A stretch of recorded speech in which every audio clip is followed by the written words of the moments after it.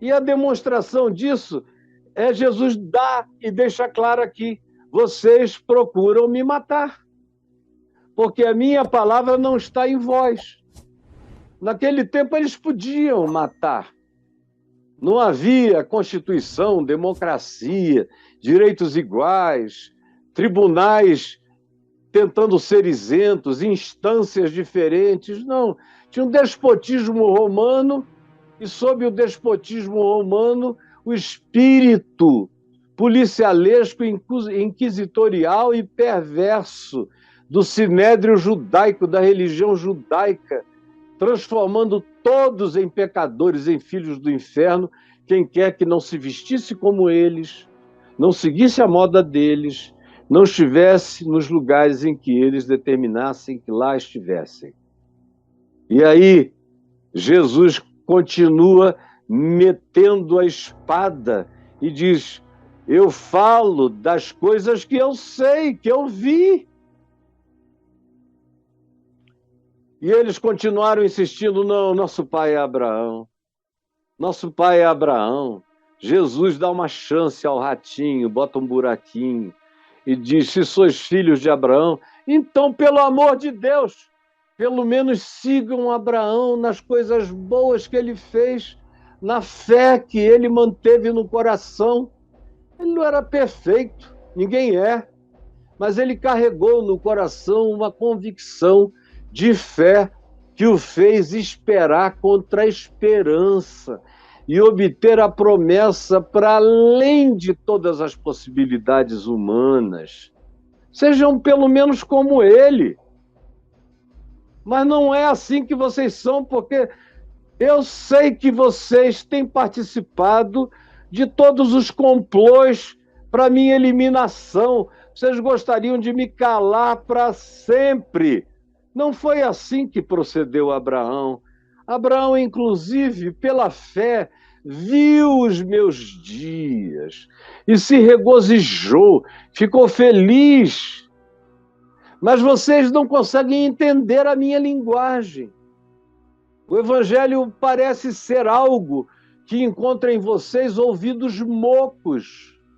Vocês só conseguem ouvir as próprias vozes uns dos outros, falando uns para os outros as coisas que agradam uns aos outros, nessa curriola doutrinária, perversa e, espiritualmente falando, homicida de espíritos humanos. É por isso que vocês não entendem nada. Cada vez, tanto mais quanto vocês se tornem do jeito que vocês estão se tornando, mais incapazes é a palavra que ele usa, mais impossibilitados. Vocês vão passando a sofrer de incapacidade cognitivo-espiritual. Se tornam incapazes até de ouvir a minha palavra. Não aguentam nem parar para ouvir. É insuportável. É esmagador para vocês. Vocês fogem como se estivessem fugindo de vazamento nuclear. Vocês fogem como se estivessem fugindo de um vírus letal, contaminante, solto no ar. A minha palavra produz isso em vocês. Aí Jesus vem no verso 44 e diz: vós sois filhos do diabo. Meu Deus, é uma palavra forte, séria.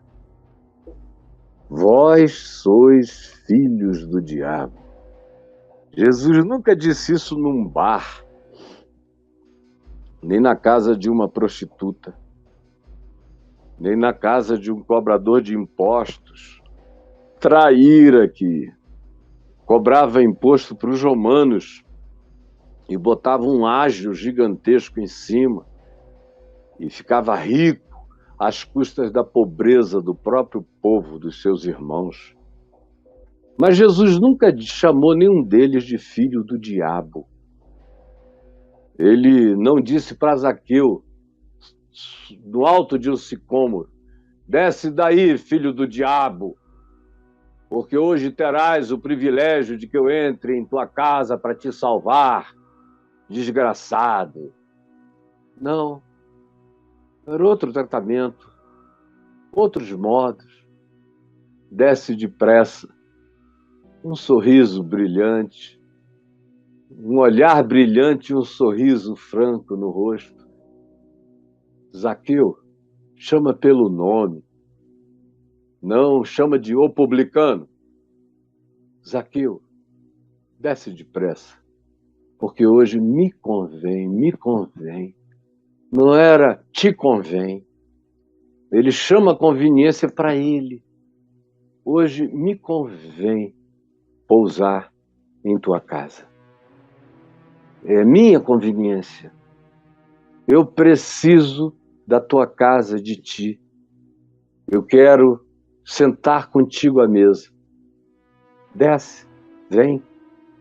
E vocês minimamente sabem o que aconteceu depois. Mas Jesus diz aqui, vós sois do diabo. Sois do diabo, que é o vosso pai. Sois do diabo, que é o vosso pai. É um pessoal que tinha acabado de dizer que cria nele, em Jesus. Mas Jesus nunca deu importância a confissões de fé. Lá em Mateus 7, em Lucas 13, se fala daqueles que dirão no último momento, Senhor, Senhor, abre-nos a porta. Em teu nome nós expelimos demônios, profetizamos, operamos muitos milagres. Mas Jesus diz, eu lhes direi, eu, Jesus, naquele dia lhes direi, explicitamente, não por parábola, o seguinte, eu não sei quem vocês são. Nunca vi vocês. Vocês falavam Senhor, Senhor, Senhor, mas não era sobre mim. Era acerca de vocês mesmos, do poder que vocês queriam ter sobre os outros. Vocês podem ter operado milagres e não foi por causa de vocês e nem vocês. Fui eu atendendo à fé dos pequeninos, dos carentes, dos ignorantes, dos necessitados. E vocês pensavam que aquilo era uma validação? A vocês que vivem praticando a mentira, a iniquidade, o ódio, separando o joio do trigo, fazendo tudo o que eu disse que não era para fazer? Vós sois do diabo, que é o vosso pai, e quereis satisfazer-lhe os desejos. Vocês dão uma volta ao mundo, constroem uma teologia, escrevem um compêndio para finalizarem isso, tornando a vida humana pior, mais difícil, impossível. E estabelecendo coisas que dentro de vocês, de todos vocês, não são verdade em tempo algum. A mulher de vocês sabe que não é, os filhos de vocês sabem que não é verdade, quem conviva com vocês sabe que não é verdade, e vocês, se não sabem que a verdade sobre vocês mesmos é porque já morreram, já estão empedrados sem consciência no seu próprio pecado, filhos do diabo que querem atender aos desejos da perversidade. O caminho e a porta são estreitos, mas vocês fazem disso algo impossível. Só não será totalmente impossível porque a minha graça se derrama sobre as pessoas. Mas quem quer que leve vocês a sério, já se aliena, se afasta, se ausenta, se exila, se põe no ostracismo, se condena, porque diz, Deus nunca vai querer nada comigo, porque ouviu a construção feita pela elaboração diabólica e maligna da teologia de ódio e raiva de vocês, de exclusão de vocês, creram nessa mentira e se alienaram.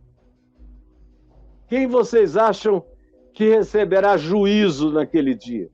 Quem vai ficar de fora naquele dia? Aquele que se autoalienou pela mentira que vocês ensinaram contra Jesus e contra o Evangelho? Ou os que ensinaram, fizeram e fabricaram essa mentira? O diabo, o pai de vocês, foi homicida desde o princípio e jamais se firmou na verdade. Porque nele não há verdade. Não há.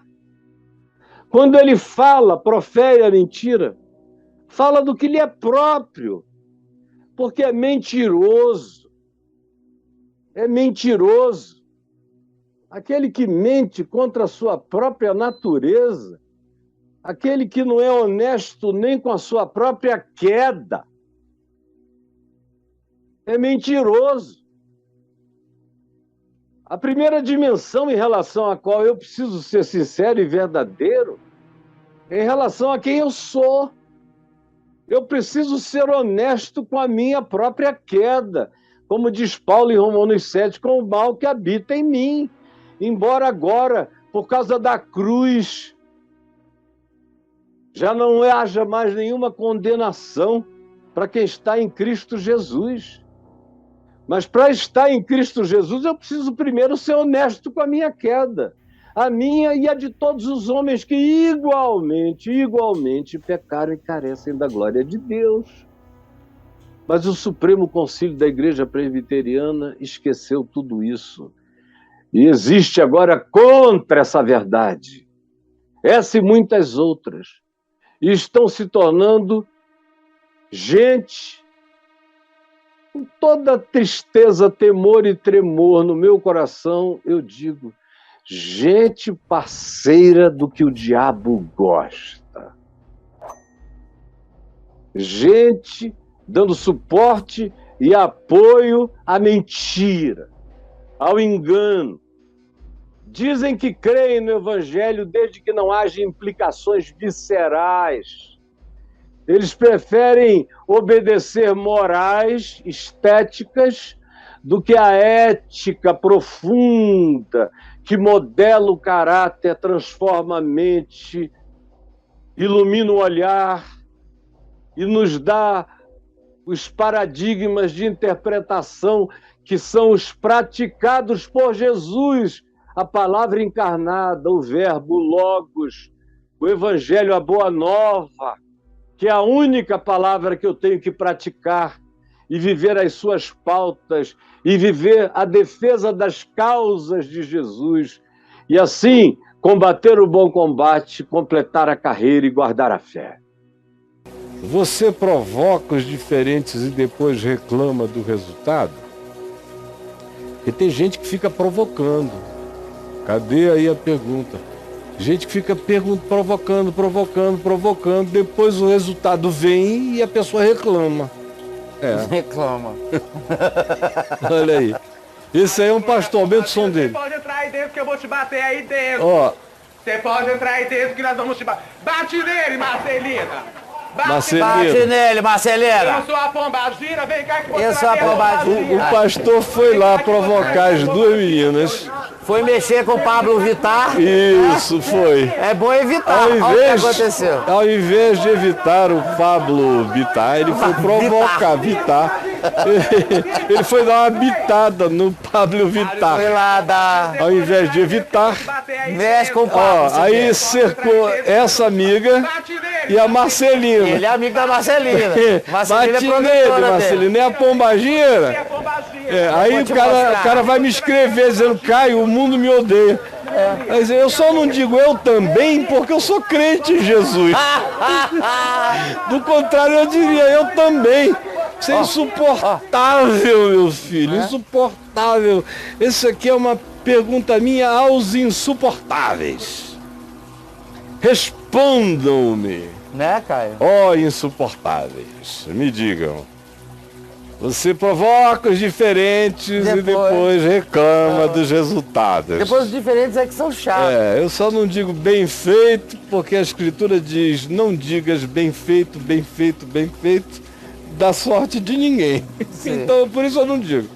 Mas se eu não tivesse essa consciência, eu diria bem feito. Para você, seu chato, fica provocando os outros e depois não sabe viver com as consequências nem com o resultado. Quando a gente provoca, a gente tem que aprender a viver com os resultados, né? Eu, por exemplo, quando vi o Jean Willis cuspir na cara do Bolsonaro, falei, garoto, tem um monte de gente aí que até se garante. Eu pensei, mas você vai arregar.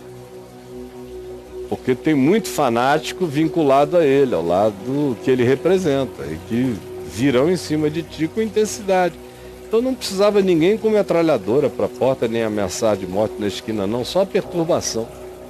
Só injeção. Só injeção de saco digital, o terrorismo digital já apavora o cara, tira o ar, a síndrome do pânico, depressão. E cuspir no cara, por favor. Aí você faz uma loucura dessa? Faço não. Tem que aprender a viver com o escarro que vem de volta, claro, né? Porque, né? Não, meu amigo, cuspiu, volta, atirou pra cima, a bala cai na cabeça. É a gravidade das coisas. Claro que tem retorno de tudo. Então, por favor.